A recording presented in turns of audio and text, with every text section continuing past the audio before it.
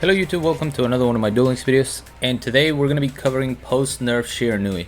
The ban list is coming, I think we got a few more days, so I figured I'd go ahead and cover this for anyone that's wondering how they're going to play Shiranui. I think the most popular Shiranui was no longer the 30 card version, people are running the 20 card version, but you still see a lot of Treacherous, you still see Kite Roids and stuff, things that you're not going to be able to run once the ban list comes into effect, because Spectral Sword is going to 2 which means you're gonna have to choose to run just one Spectral Sword, and then one of your techs, whether it's Econ, whether it's Kite Roid, whether it's Treacherous, or you're gonna run double Spectral Sword and not be able to run anything else. So this is how I would build it if I was trying to play Shiranui. Normally I always like to mix Shiranui with something else. They're already a very linear deck, so when you play it pure, when you don't add something else, your opponent can very easily adjust or predict what you're going to do. So I always like to keep people guessing. So we're using a Lightsworn engine in order to get our Spectral Swords into the grave, because that's the whole Shiranui point. You want Spectral Sword in the grave so you can... Welcome! Thank you whoever just subscribed or followed, whatever. But yeah, you just want the Spectral Sword in the grave so that you can go into your Synchro place. Now when I play a heavy mill deck, I like to go between 25 and 30 cards, except for Blue Eyes, because Blue Eyes I could always shuffle Master back into the deck to give myself a few more turns if needed. But this could easily turn into a 20 card deck if you don't want to play it as it is. I'll go over the deck list and then I'll show you what I would change if I was trying to play this at 20 cards. But Lightsworn engine, triple Raiden, triple Lumina, triple Charge, alongside the level 7 Brigade, which is Fortune Lady Evely, Black Rose Dragon.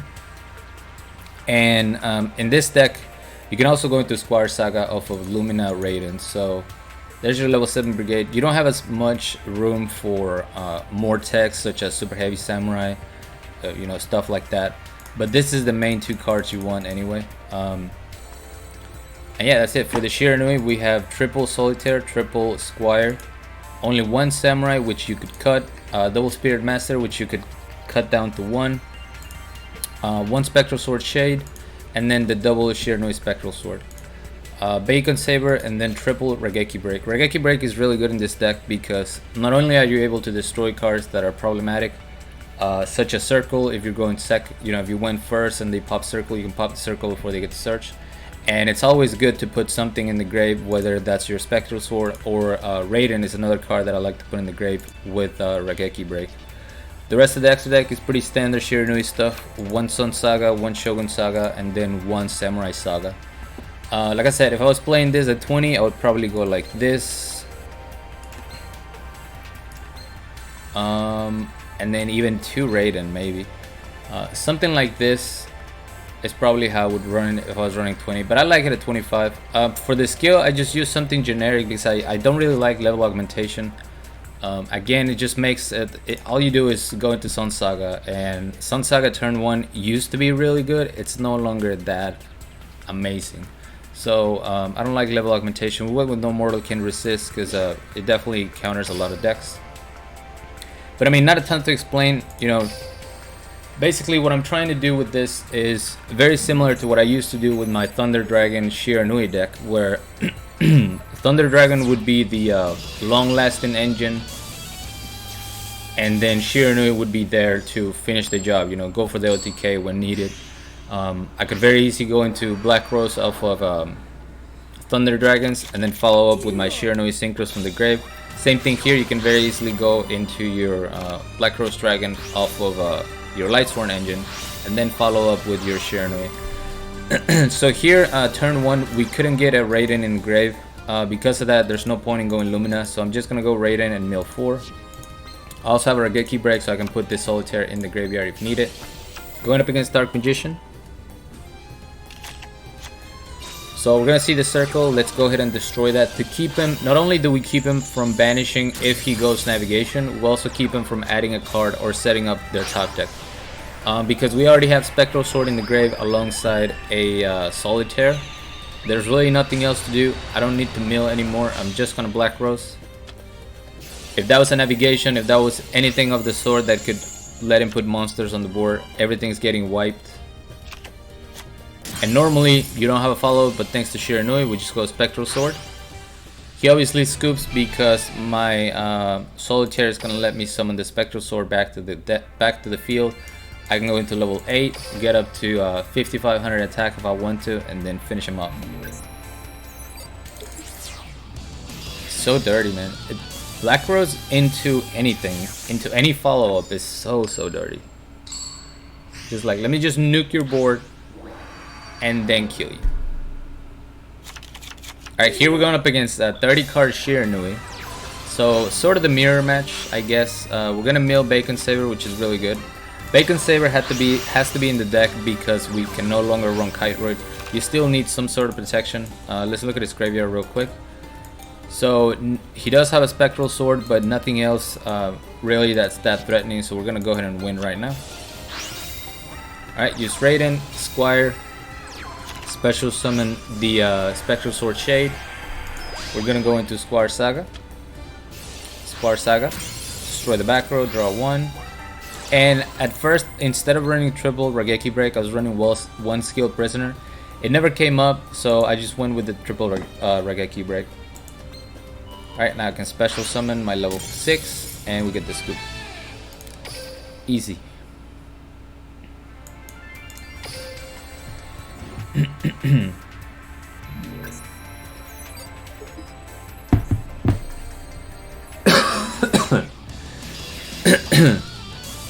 Alright, Paradox Brothers. So we know we're pretty much facing Subterrors. Basically, what we want to do against Subterrors is Black Rose as soon as possible. Definitely before they get to set up an Umastrix final battle combo. So once again, we didn't get a Raiden in the grave, but that's fine. We're just gonna go with a normal Raiden, mill some more cards. Behemoth, Steigo Kraken, alongside a Flip-Flop Frog. So we're gonna use Legacy Pawns to flip the Flip-Flop Frog and keep me from going Black Rose. This is fine. Now we can go a Spectral Sword. And basically, I wanted to go into my level 6 right here just so I could destroy the World Legacy Pawns. Like I said, I don't want him to have an Umastrix and something that can flip his monsters. So he tries to go for the final battle. Samurai Saga is going to be chained because he didn't wait until a damage step. And now it's at 1400 attack with chain. We send back the Spirit Master, switch him to defense position. And the whole reason to protect my boy Raiden is so we can go ahead and Black Rose.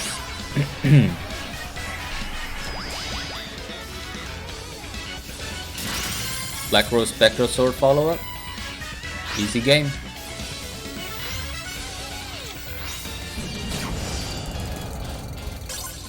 I like it, man. I like it a lot. I honestly, even though 14 Lady Avery is in there, 9 times out of 10, I was just nuking the board because you have the advantage of that follow-up graveyard play that is just way too good. Alright, here we got a Blue Eyes matchup. So you guys saw Dark Magician, now you're gonna see Blue Eyes.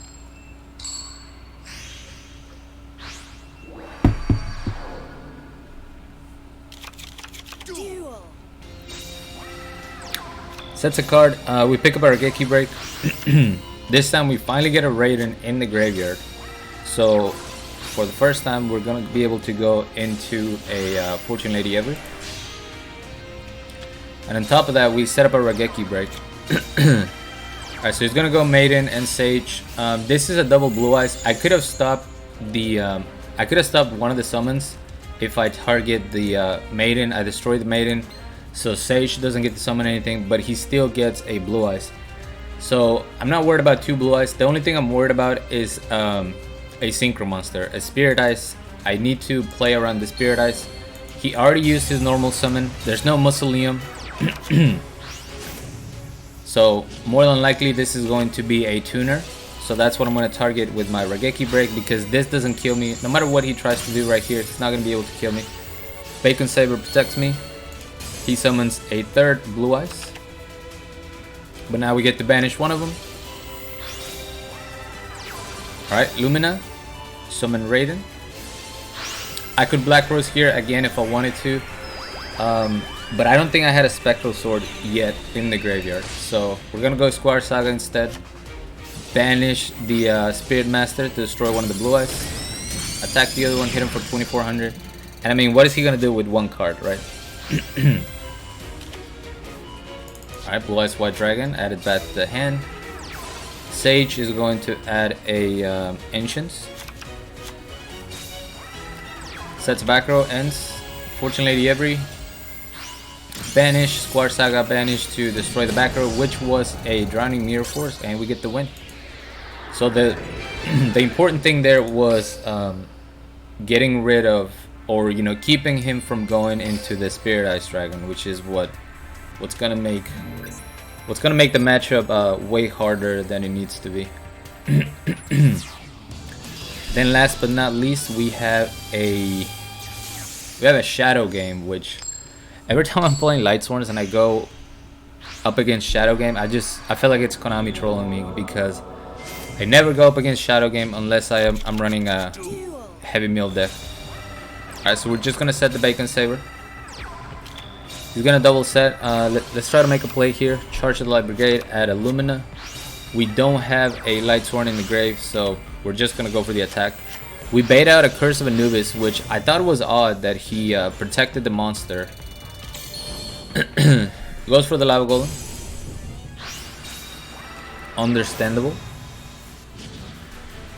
So now I have a Raiden in the grave. It's time to go for the Black Rose play.